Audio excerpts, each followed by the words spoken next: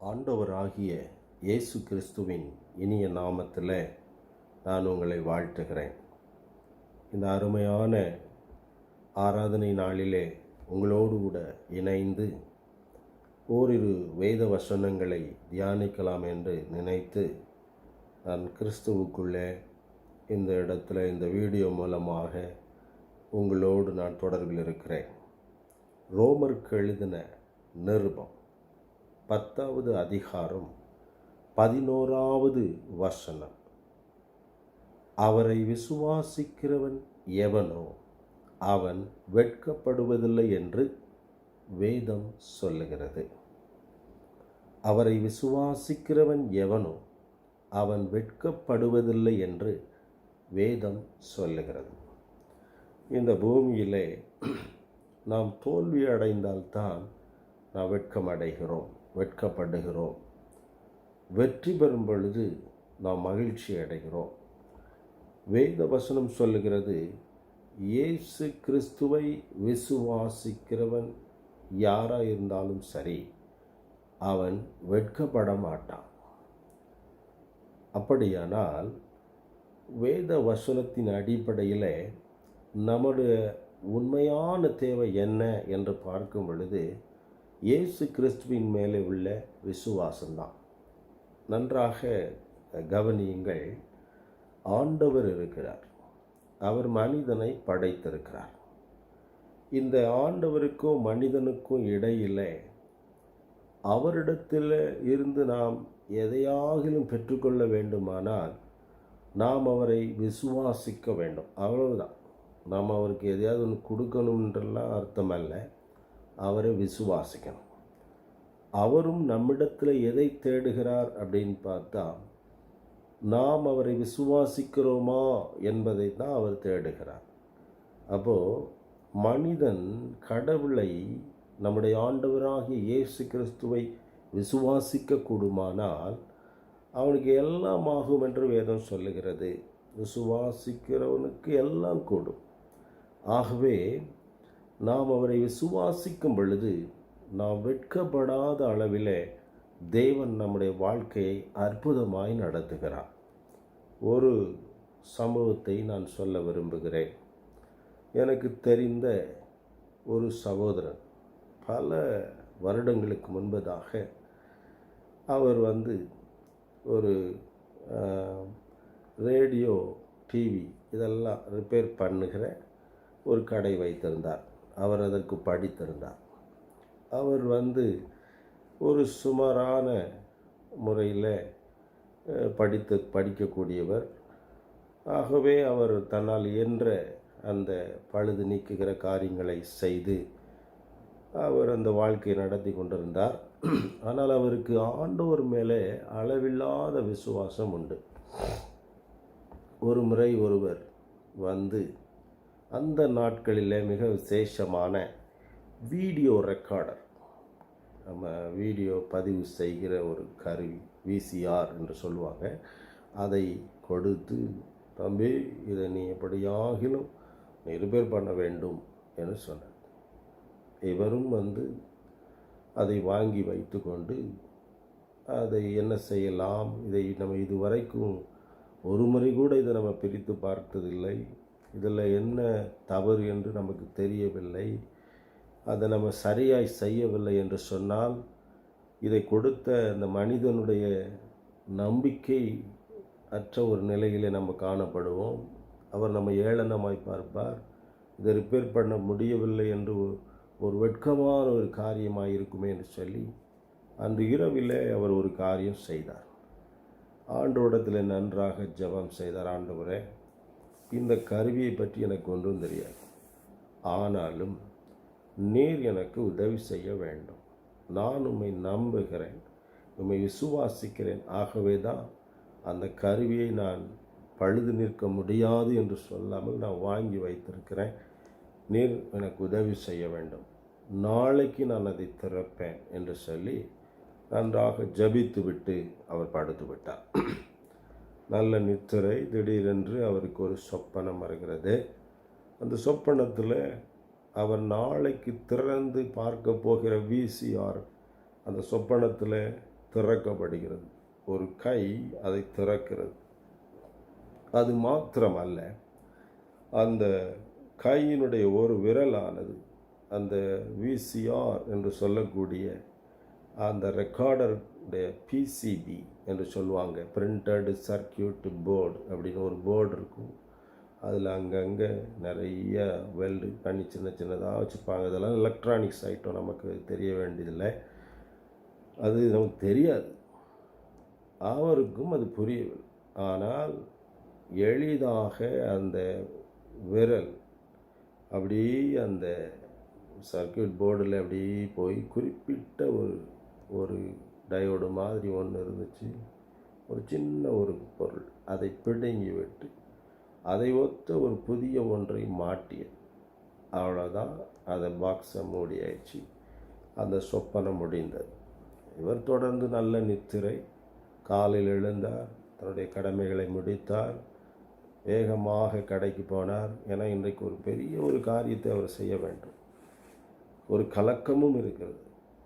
ஆனாலும் அவருக்கு அந்த சொப்பனம் அவருக்கு ஞாபகத்தில் இருந்ததுனால அவர் வேகமாய் சென்று அந்த பாக்ஸை ஓப்பன் பண்ணி வெகு சுலபமாய் அந்த விரல் காட்டிய இடத்துல போய் உள்ளதை பிடுங்கி எடுத்துட்டு அதை கொண்டு போய் கடையில் காட்டி அதை போல ஒன்றை வாங்கி அதில் மாட்டி சால்டர் பண்ணி அது வேலை செய்தா என்று பார்த்த பொழுது அது வேலை செய்தது.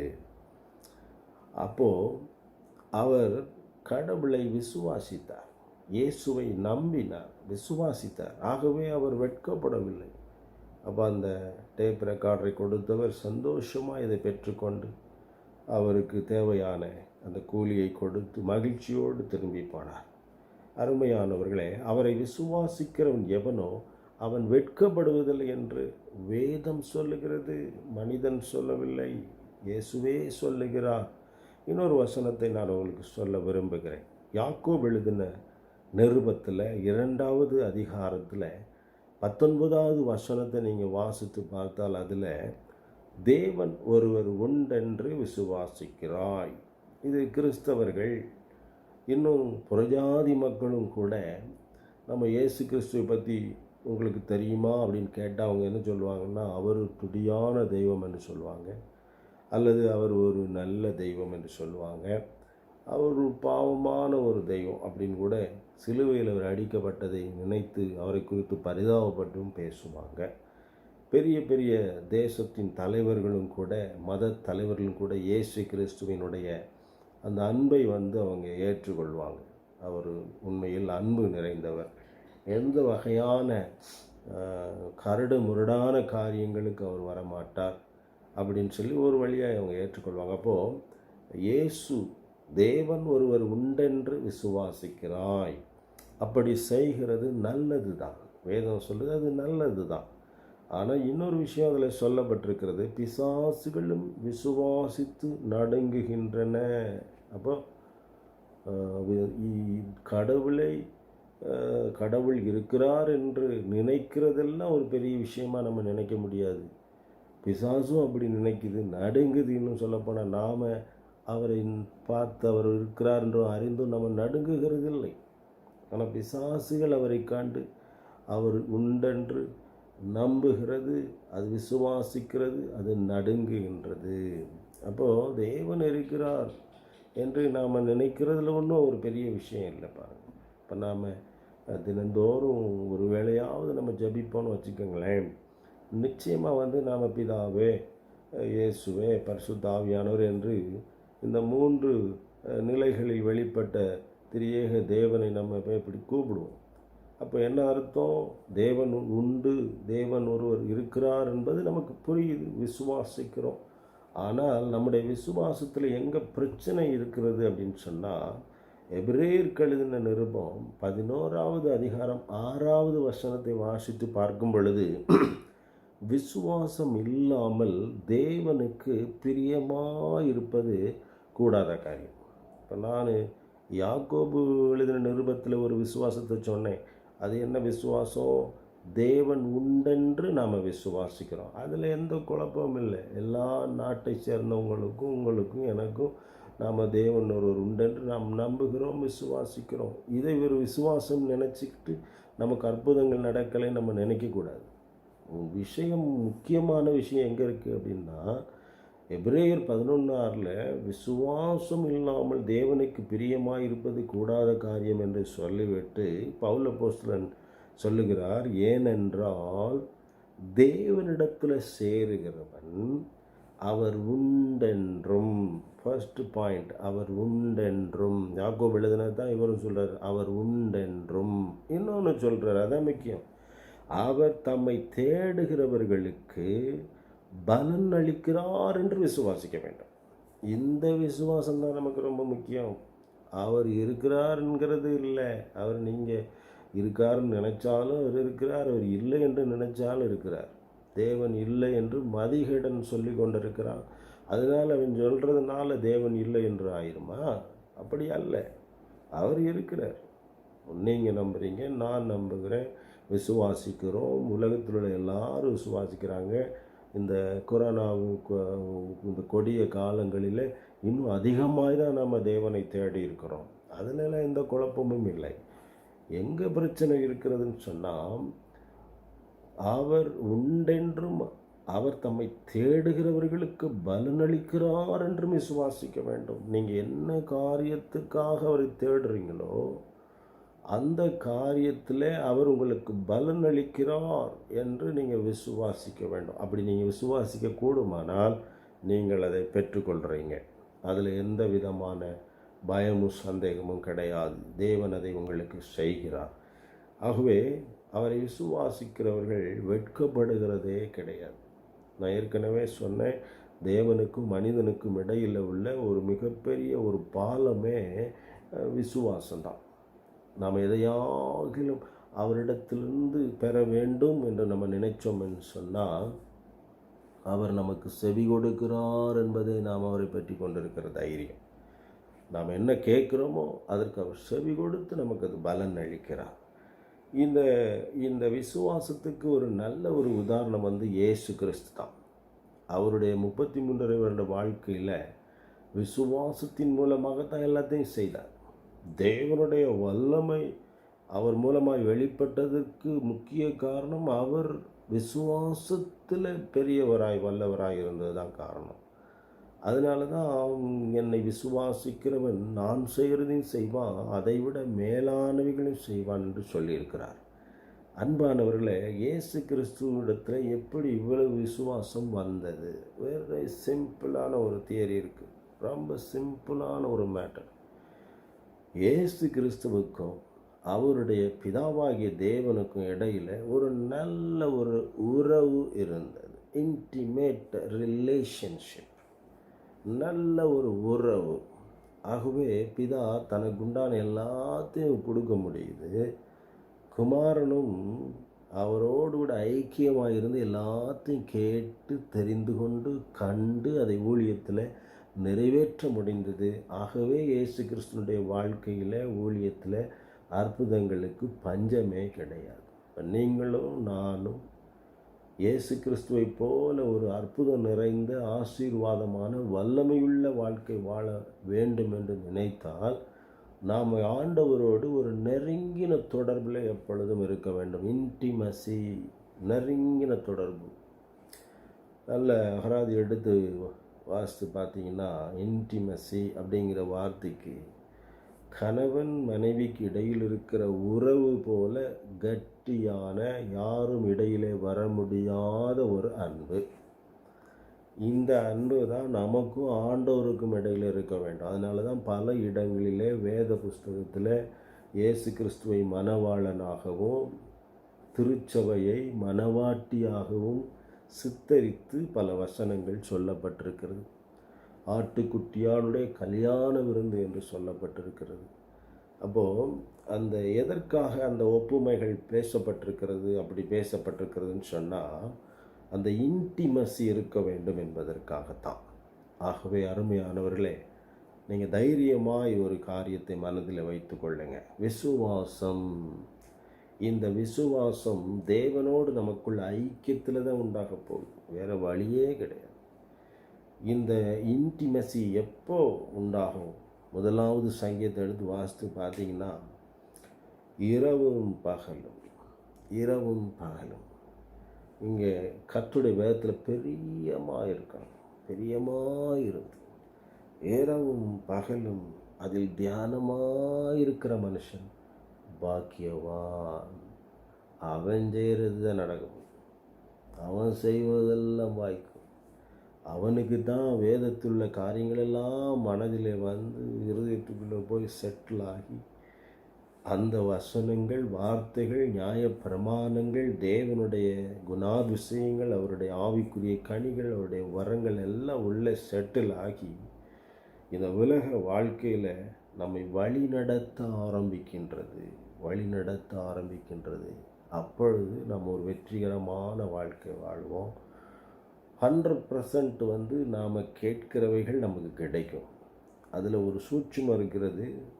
நம்ம கண்டது கிடையதை கேட்டால் கிடைக்குமாங்கிற கேள்விக்கு அங்கே இடமில்லை. ஏனென்றால் நாம் எல்லாவற்றையும் நம்முடைய மனதில் வைத்திருக்கிறதுனால, இருதயத்தில் வைத்திருக்கிறதுனால, தேவ பிள்ளைகளாக இருக்கிறதுனால நாம் சரியானவற்றை, தகுதியானவற்றை தான் கேட்போம். அப்படி நம்மளை ஆண்டவர் மோல்டு பண்ணிடுவார். 100% நமக்கு அற்புதங்கள். அருமையானவர்களே, நீங்கள் வெட்கப்பட போவதில்லை, பயப்படாதிருங்கள். இந்த உலகத்தில் உள்ள பல நெருக்கடிகளை குறித்து கலங்க வேண்டாம். தேவன் உங்களை கரம் பிடித்து நடத்த வல்லமையிடுவார். வேத வசனங்களில் நிறைந்திருங்க. எப்போது அவரை அன்போடு தேடுங்க. கடமைக்காக தேடுகிறதுல பிரயோஜனமே கிடையாது. அன்பு இல்லாமல் நீங்கள், அவர் மேலே அன்பு இல்லாமல் நீங்கள் என்ன செஞ்சாலும் பிரயோஜனம் கிடையாது. உங்கள் ஆத்மாவுக்கு வேணால் திருப்தியாக இருக்குமே வழியே உங்கள் ஆவிக்குரிய வாழ்க்கைக்கு அது பிரயோஜனப்படாது. அவர் காணிக்கையவே வந்து நீங்கள் வந்து ஒரு மனக்கசப்போடு உற்சாகம் இல்லாமல் கொடுத்துட்டீங்கனாலே அது அவருக்கு பிரியமாக இல்லை. ஆகவே அவரை விசுவாசிக்கிறவன் எவனோ அவன் வெட்கப்படுவதில்லை என்று வேதம் சொல்லுகிறது. இந்த வசனங்களை நீங்கள் இன்னும் ஆழமாய் சிந்தித்து பாருங்கள். இன்னும் கர்த்தர் உங்களை நீச்சலான அனுபவங்களுக்குள்ளாக நடத்துவார். உங்கள் வாழ்க்கை மாறட்டும். உங்கள் வாழ்க்கையில் பெரிய காரியங்கள் சம்பவிக்கட்டும், அதிசயங்களும் அற்புதங்களும் நடக்கட்டும். உங்கள் விசுவாசம் இன்க்ரீஸ் ஆகட்டும். Be increased in the name of Jesus Christ. கர்த்தர் உங்களை அப்படி ஆசீர்வதிக்க வேண்டும் என்று நான் விரும்புகிறேன். ஆகவே இந்த வேத வசனங்களை நீங்கள் கருத்தாய் வாசிங்க. பாருங்கள், ஆராதனைகள் நடத்த முடியாத சூழ்நிலைகள் வந்திருக்கிறது. ஒருவேளை இனி சில காலங்கள் கழித்து வேதத்தை வாசிக்க முடியாது என்கிற சூழ்நிலையில் வர முடியாதென்றெல்லாம் நம்ம சொல்ல முடியாது. எது வேண்டுமானால் நடக்கும். ஆனால் காலத்தை நம்ம ஆதாயப்படுத்தி கொள்ளும் பொழுது, வேத வசனங்களினால் தம்மை நிரப்பும் பொழுது, பாருங்கள், ஒரு நாள் தான் பெத்தானியாவுக்கு இயேசு கிறிஸ்து போய் ஒரு நாளில் சில மணி நேரங்கள் தான் உபதேசம் பண்ணினார். மரியாள் இயேசுவின் பாதத்தருகே உட்கார்ந்து அதை கவனமாய் கவனித்தா, அவ்வளோதான். நல்ல பங்கை அவள் தெரிந்து கொண்டாள் என்று சொல்லி ஆண்டவர் ஒரு சர்டிஃபிகேட்டை கொடுத்துட்டேன். அதை வைத்து லாசருவை உயிரோடு எழுப்ப முடியுது. பாருங்கள் அருமையானவர்களே, நம்ம வேத வசன தியானங்களை லேசாக நினைக்கக்கூடாது. கர்த்தர் உணர்த்துகிற பாவங்களை எல்லாம் நீங்கள் அவர்கிட்ட மறுபடியும் அறிக்கை செய்து விட்டு அவரை சார்ந்து கொள்ளும் பொழுது சில பாவங்கள் நம்மளால் விட முடியாது. சில பிரச்சனைகள் நம்மளை விட்டு போகாது. நாமளே அதன் மேலே விருப்பமாக இருப்போம். ஆனால் அதையும் நீக்க வேண்டாம். ஆண்டவரே, என்னால் முடியவில்லை, நீங்கள் எனக்கு உதவி செய்ய வேண்டும் என்று சொல்லும் பொழுது ஆண்டவர் உங்களுக்கு அதை விட்டு விடுவதற்கான பலனையும் அந்த பாவத்தை நீக்குகிற வேலையை அவர் செய்து விடுகிறார். ஆகவே கவலைப்படாதிருங்க. உங்கள் வாழ்க்கையில் நீங்கள் நினைக்கிறதை சாதிக்கலாம். தேவ பிள்ளைகளாய் உலாவலாம். பெரிய காரியங்களை தேவன் உங்கள் மூலமாய் செய்ய விரும்புகிறார். கர்த்தர் உங்களை ஆசீர்வதிப்பாராக. ஆமென்.